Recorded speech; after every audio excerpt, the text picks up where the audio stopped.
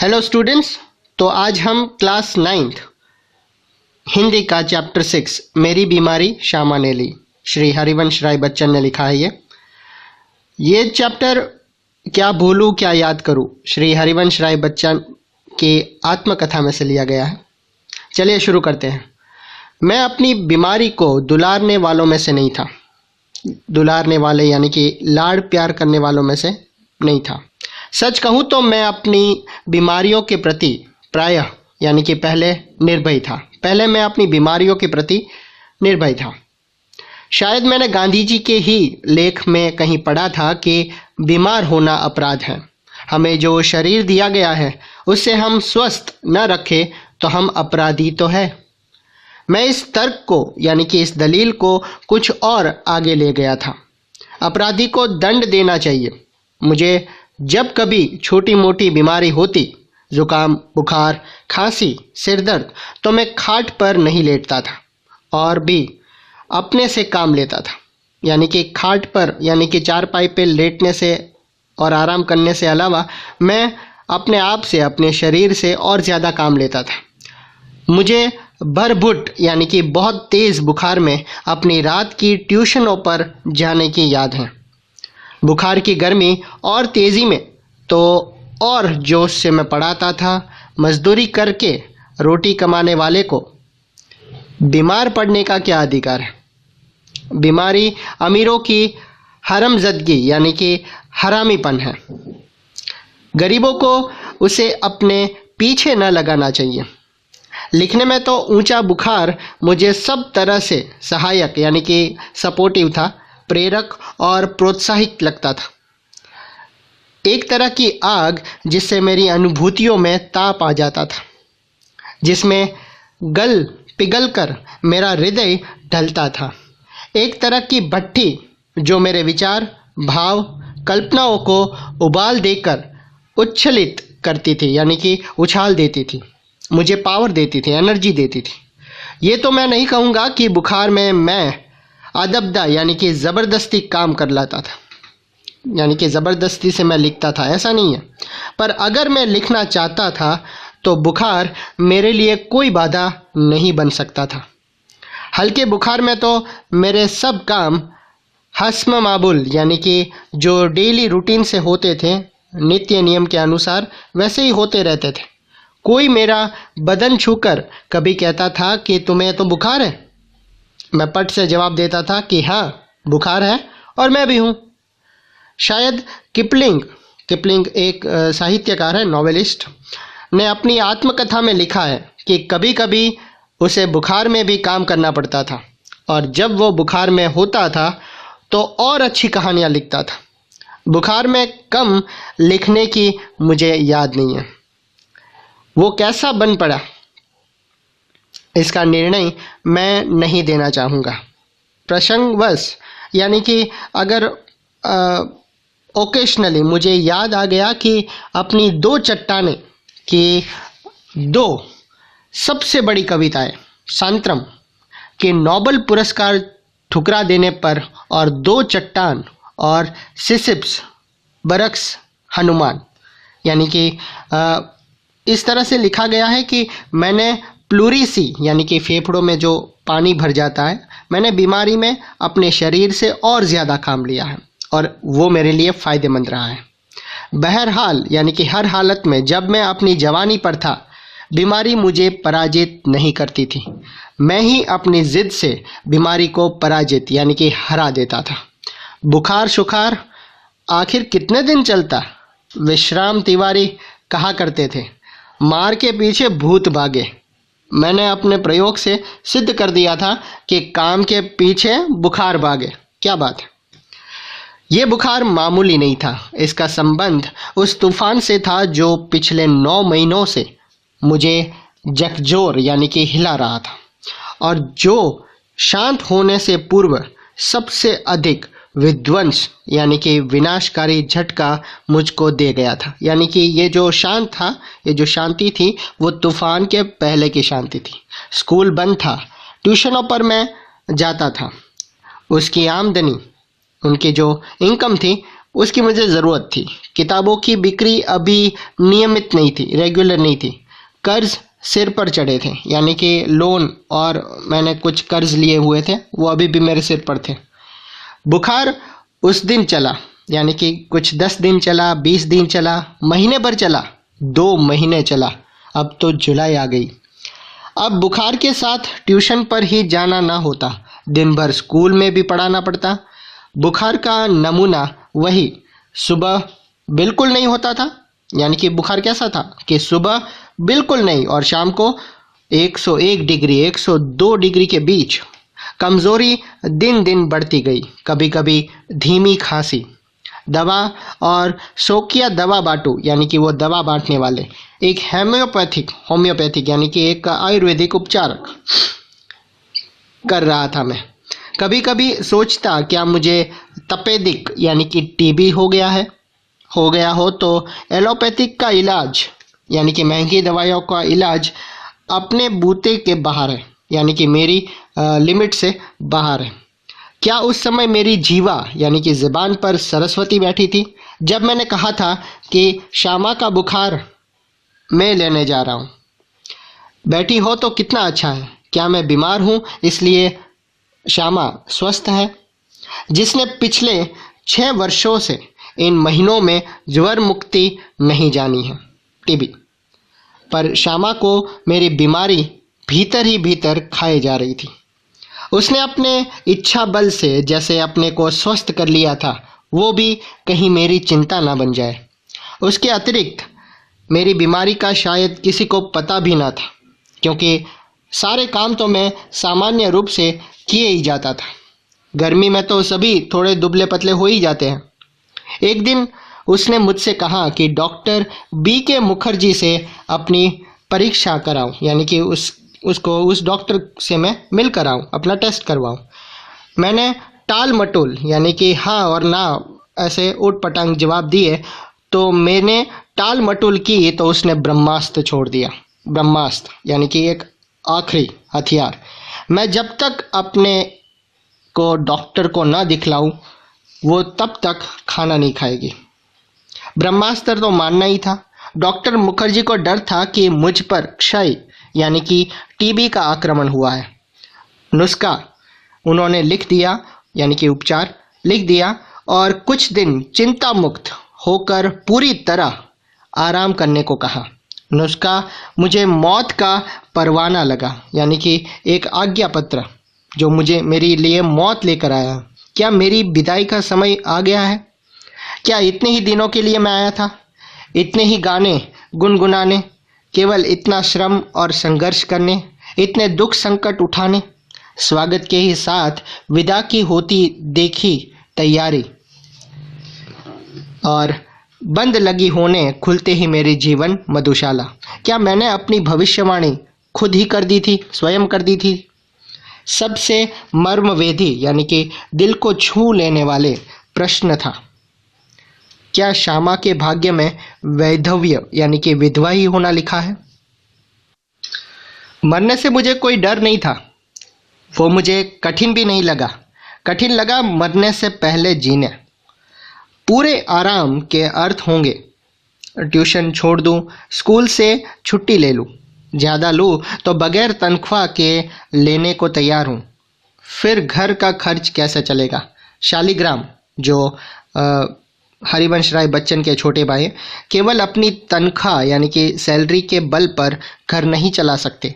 कल उनकी बदली हो सकती है, यानी कि उनका ट्रांसफ़र हो सकता है, तब वे एक पैसा भी घर भेजने की स्थिति में नहीं होंगे। महंगी महंगी दवाई कहाँ से आएंगी? किताबों से आमदनी अनियमित और अनिश्चित है। कर्ज भी अदा करने को कम नहीं है, यानी कि कर्ज भी ज़्यादा है। श्यामा ने मेरी बीमारी सुनी तो वो कांप उठी, पर तुरंत संभल भी गई, दृढ़ भी हो गई। जैसे उसने पल भर में अनुभव कर लिया कि उसका कांपना मैं सहन नहीं कर पाऊंगा। इस खबर से मेरे माता पिता को लकवा सा मार गया, यानी कि वो स्तब्ध रह गए। पिताजी धैर्यवान धीरज वाले व्यक्ति थे। उन्होंने मुझसे कहा, घबराओ नहीं, हम घर बेचकर तुम्हारा इलाज करेंगे। शालिग्राम असमर्थ था कि एक सांस यानी कि एक ऊंची आवाज़ से वो सांस लेकर रह गए। मैंने कुछ दिनों के लिए ट्यूशन और स्कूल से छुट्टी ले ली। किताबों की बिक्री से कुछ रुपये पड़े थे, उनसे दवाई मंगाई और चारपाई पर लेट गया। श्यामा की सेवा साकार हो गई। डॉक्टर ने निश्चिंत होकर आराम लेने के लिए कहा था। जब बहुत कुछ करने को रहता था, चिंता के लिए समय ही कहाँ था। अब तो चिंता ही चिंता करने को थी। विशेष चिंता भी मुझे सिर पर चढ़े कर्ज की थी। जो कर्ज ले रखा था उसकी चिंता थी।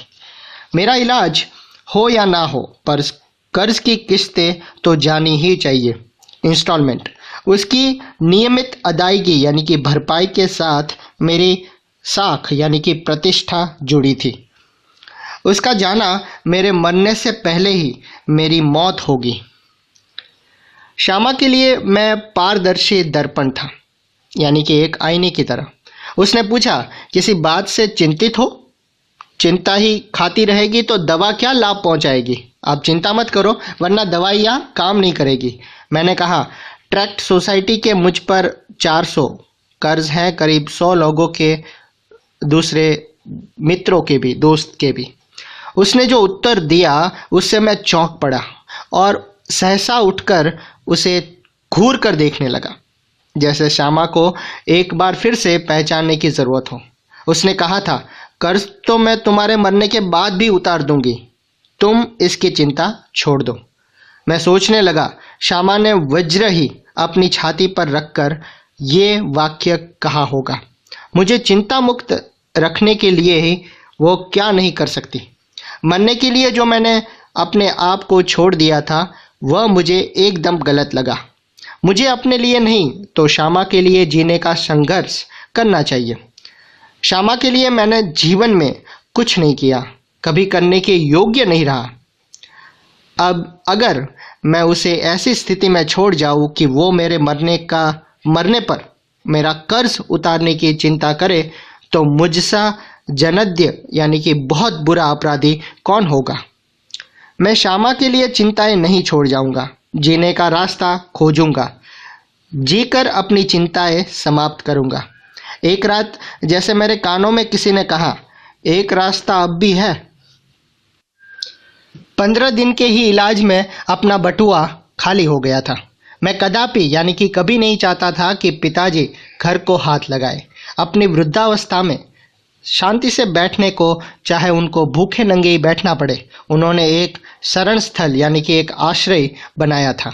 मैं उससे उन्हें वंचित दूर नहीं करना चाहता था, यानी कि उसका कारण नहीं बनना चाहता था, क्योंकि उसके बाबूजी ने कहा था कि हम घर बेचकर भी तुम्हारा इलाज करवाएंगे। पर यह भी नियति का एक व्यंग है कि मेरे माता पिता दोनों में से किसी को अपनी छत के नीचे अपनी अंतिम श्वासें छोड़ने का योग नहीं बना था।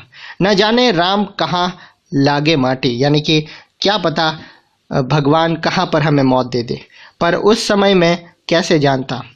और एक दिन मुझे वो रास्ता दिखाई दिया जिस पर अपने बल पर चलकर मैं अपनी चिंताएं समाप्त कर सकता था। किसी के लिए, विशेषकर स्पेशली श्यामा के लिए, मैं कोई चिंताएं नहीं छोड़ूंगा। इस संकल्प ने मुझे दृष्टि भी दी और बल भी दिया। मैंने डॉक्टर बी के मुखर्जी के पास जाकर कहा, डॉक्टर साहब, आपका इलाज बहुत महंगा है, मेरे पास आपके इलाज के लिए पैसे नहीं हैं। इसके पहले कि मैं कुछ और कहूँ या पूछूं, उन्होंने अपने बदनाम मुंहफट स्वभाव से कहा, पैसे नहीं है तो जाओ मरो। मुझे जीवन में चुनौतियों से यानी कि चैलेंजेस से ही बल मिलता है। वो अगर मुझे 100 बरस जीने का आशीर्वाद भी देते तो शायद जीने के लिए संघर्ष करने का मुझ में इतना भी बल नहीं आता जितना मैंने उनके जाओ मरो शब्दों से संचय यानी कि इकट्ठा किया। लड़कपन में मेरे पड़ोसी बाबू मुक्ता प्रसाद ने लुई कूने के पानी के इलाज से मुझे परिचित करवाया था। जब पहले बीमारी हुई थी तब मेरी ऐसी बीमारी के लिए ठंडे पानी के टब में बैठकर सिड्स बाथ लेने का विधान था, यानी कि इस तरह से उसका उपचार था। एलोपैथी यानी कि ये दवाई, लेटेस्ट मॉडर्न टेक्नोलॉजी से बनी हुई दवाइयाँ, मैं क्षय यानी कि टीबी रोगी को दूध, घी, मक्खन, अंडा अधिक से अधिक दिया जाता था। कूने के इलाज में चिकना बिल्कुल मना था। सिर्फ कच्ची सब्जियां, फल, भीगे चने, गेहूं आदि पर रहना था। न दवा पर कुछ खर्च, न कुछ खुराक पर कोई खर्च।